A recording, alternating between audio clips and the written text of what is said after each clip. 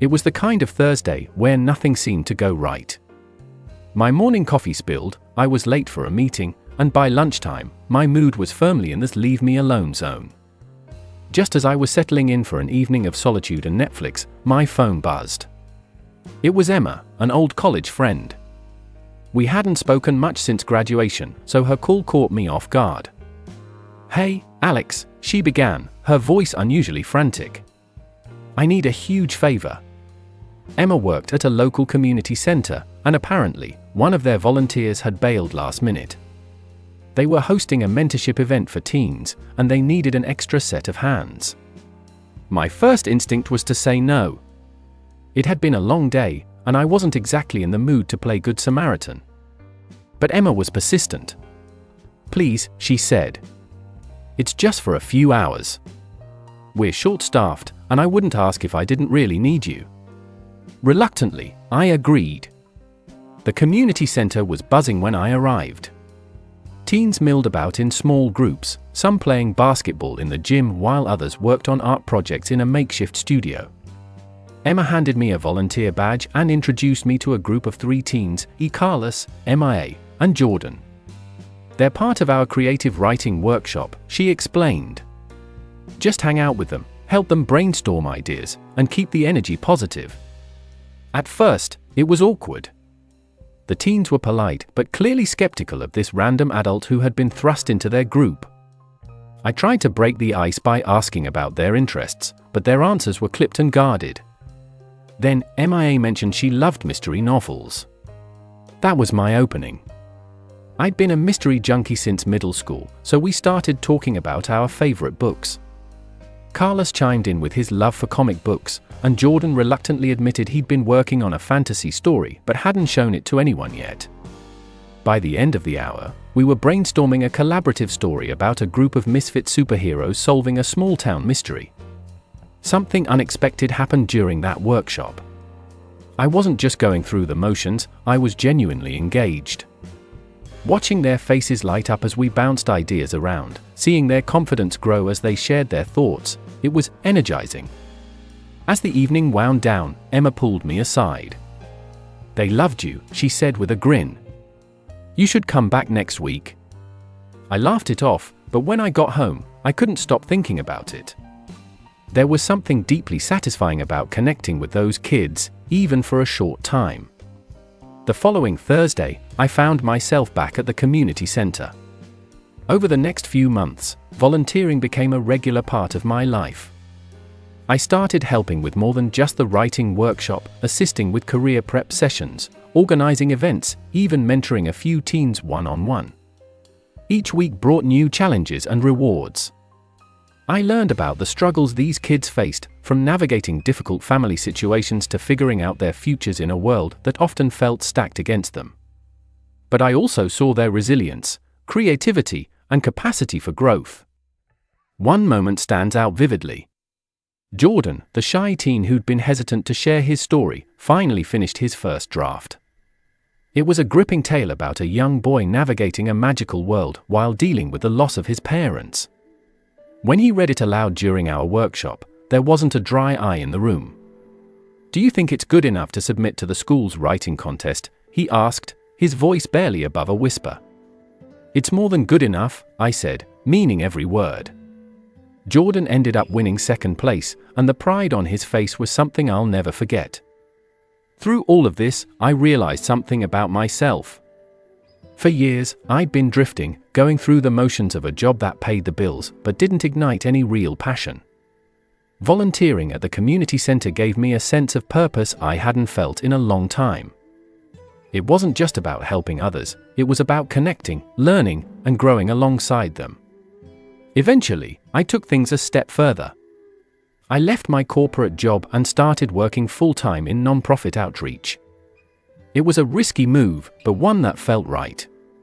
Looking back, I can't believe how close I came to missing this chapter of my life. If Emma hadn't called me that night, if I'd stuck to my plan of Netflix and self-pity, none of this would have happened. Now, whenever someone tells me they're feeling lost or unfulfilled, I tell them to try volunteering. Not because it's some magic cure-all, but because you never know what you'll discover about the world, about others, and about yourself. Sometimes, the simplest act of showing up can lead to the most profound changes. Second story. Life in the city can be chaotic. The streets are loud, the people rushed, and it's easy to get lost in your own world. For years, that's exactly what I did, headphones in, eyes straight ahead, always in a hurry to get somewhere. That routine changed one rainy October evening. I had just left the office, exhausted after a marathon of meetings. The streets glistened with rain, and I debated whether to call a cab or brave the subway.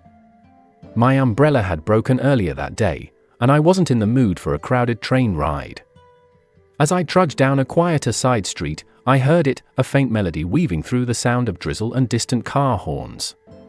It was coming from a man sitting on the curb, hunched over a battered acoustic guitar. He was older, maybe late 50s, with a wiry frame and a face that had seen its share of hardships. His clothes were mismatched and tattered, and a small, empty tip jar sat in front of him. But his playing was mesmerizing.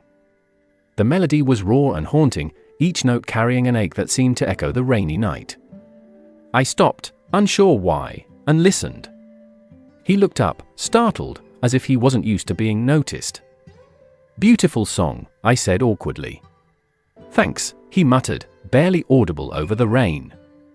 I didn't know what compelled me, but instead of walking away, I asked, "Did you write it?" He nodded. "A long time ago. Don't play it much anymore." His name was Leonard, but he asked me to call him Lenny. He had been a musician for most of his life, playing in small bands and clubs across the country. But a series of bad decisions, some his fault, some not, had landed him here, playing for spare change on the streets. He didn't offer much detail, and I didn't press. But there was something about the way he spoke, a quiet dignity that made me want to hear more. I sat down on the curb, not caring that my suit pants were soaking up the rainwater. We talked about music, how he'd fallen in love with it as a kid, the bands he'd played with, the gigs that had gone well and the ones that hadn't. "Music's funny," he said, strumming absently. "It's the one thing that's always been there, even when everything else fell apart." He played another song, this one lighter, almost hopeful. It was a sharp contrast to the man sitting in front of me, but it was beautiful. Before I left, I dropped a 20 into his jar. He looked up, surprised. "Thanks," he said, his voice softer now. "Thank you," I replied. That was incredible. Over the next few weeks, I found myself drawn back to that street corner. Lenny was usually there, his guitar case propped open, playing for the passers-by who rarely stopped. Each time, I'd sit with him for a while, and we'd talk. He opened up more with each visit. He told me about the years he'd spent chasing dreams, the people he'd lost along the way, and the choices he regretted. "It's not the life I planned," he admitted once, "but it's still a life. And as long as I've got music, I've got something." One evening, I brought him a cup of coffee and asked if he'd ever thought about performing somewhere bigger. He laughed. "Not exactly booking gigs these days," he said. I didn't let it go. "There's an open mic night at this bar I know," I told him. "You should come. I'll even bring an audience." He was hesitant, but after some convincing, and perhaps the promise of free drinks, he agreed. The night of the open mic, I rallied a group of friends to come with me. Lenny showed up, guitar in hand, looking both nervous and determined. When it was his turn, he stepped onto the small stage and adjusted the microphone. The crowd was noisy, chatting and laughing over their drinks, but as soon as he started playing, the room fell silent. He played 2 songs, both originals. By the time he finished, the bar erupted in applause. For the first time since I'd met him, Lenny looked genuinely happy. That night marked a turning point. Word spread about the talented street musician, and soon, Lenny was getting offers to play at other venues. He didn't become famous, but he didn't need to. He was doing what he loved, and people were finally listening. Looking back, I'm still not sure why I stopped that rainy evening. But I'm glad I did. Lenny reminded me of something I'd forgotten in my rush to keep up with life, that there's beauty in slowing down, in listening, and in connecting with people, even if just for a moment. Sometimes, all it takes is one small act, a compliment, a conversation, or a 20 in a tip jar, to change someone's path. And sometimes, it changes yours, too. Third story. For the longest time, I considered myself someone who was always on top of things. Deadlines? Never missed. Meetings? Always 5 minutes early. But one seemingly insignificant oversight changed how I view everything. It all started on an ordinary Wednesday afternoon. I'd been working remotely from a coffee shop a few blocks from my apartment. It was one of those trendy places with artisan lattes, oversized plants, and seating designed more for aesthetics than comfort. I had been there for hours, buried in spreadsheets and emails, when I decided to pack up and head home.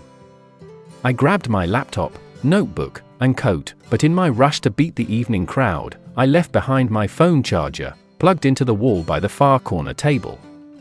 I didn't realize my mistake until hours later, when my phone buzzed its low battery warning. Panic set in. I relied on my phone for everything: work emails, directions, even unlocking my apartment door. I raced back to the coffee shop, hoping it hadn't closed yet. To my relief, the lights were still on, though the closed sign hung in the window. I knocked tentatively, and a barista I recognized from earlier opened the door. She looked at me quizzically. "Forgot something?" "Yeah, my phone charger," I said, feeling a little sheepish. She let me in and pointed toward the counter, where a small pile of forgotten items sat. My charger was right on top. "Thanks," I mumbled, turning to leave. "Hold up," she said. "You're lucky we're still here. We close up and lock everything in the lost and found after hours." "Good timing, I guess," I replied. That's when I noticed someone sitting at the far table. He wasn't a customer, he looked more like someone who had wandered in off the street. The man was hunched over, his hands wrapped around an empty coffee cup. His clothes were worn and slightly too big for him, and he had a backpack slumped against his chair. I hesitated, unsure whether to say anything. The barista must have noticed my glance because she said quietly, "That's Matt. He's a regular, kind of." "Kind of?" She shrugged. "He comes in now and then. Mostly keeps to himself. But he's harmless." I don't know what possessed me, but instead of leaving, I walked over to Matt's table. "Mind if I sit?" I asked. He looked up, startled, but then nodded. "Go ahead." We sat in silence for a moment. I wasn't sure what to say. Finally, I broke the ice with the first thing that popped into my head. "Do you come here often?" Matt chuckled. "That's a coffee shop cliché if I ever heard one." I laughed, too, and just like that, the tension eased. As we talked, I learned that Matt had once been a software engineer. He'd worked for a mid-sized tech company, had a nice apartment, and even owned a dog. But 2 years ago, his life had unraveled. It started with layoffs at work, then a breakup with his long-term partner. The combination left him spiraling into depression. Unable to afford rent, he'd been couch surfing and staying in shelters ever since. The coffee shop was one of the few places where he felt safe. "They don't judge me here," he said. "As long as I buy something small, they let me sit for hours." Our conversation lingered well past closing time. I found myself drawn to his story, not out of pity, but out of genuine curiosity and admiration. Despite everything, Matt had an incredible resilience. He talked about the books he was reading, his plans to rebuild his life, and even the small acts of kindness that had kept him going. "People think it's the big gestures that matter," he said. "But it's the little things, a cup of coffee, a smile, someone asking how your day is, that make the biggest difference." That night, I couldn't stop thinking about Matt. The next day, I went back to the coffee shop, not for the coffee, but to see if he'd be there again. He was. Over the weeks, we struck up an unlikely friendship. I started bringing him snacks and old books I thought he'd like. In return, he shared stories from his life, both the highs and the lows. One day, Matt mentioned a local nonprofit that helped people like him find jobs and housing. He wanted to apply, but didn't have the resources to put together a resume. "Let me help," I offered. We spent hours at the coffee shop, drafting his resume on my laptop. He was hesitant at first, but as we worked, I could see his confidence grow. A month later, Matt got a part-time job at a small bookstore. It wasn't much, but it was a start. With the income, he was able to move into a shared apartment. The last time I saw him, he was in good spirits, carrying a stack of books he'd picked up for cheap. "I owe you," he said. "You don't owe me anything," I replied. "You did the hard part. I just lent a hand." It's been a year since that forgotten charger led me to Matt. We've stayed in touch, though not as often as I'd like. He's doing well now, even volunteering at the nonprofit that helped him. Looking back, it's incredible how one small mistake, leaving my charger behind, turned into something so meaningful. Matt taught me that no matter how busy life gets, it's worth slowing down and paying attention to the people around you. You never know whose life you might touch, or how they might touch yours.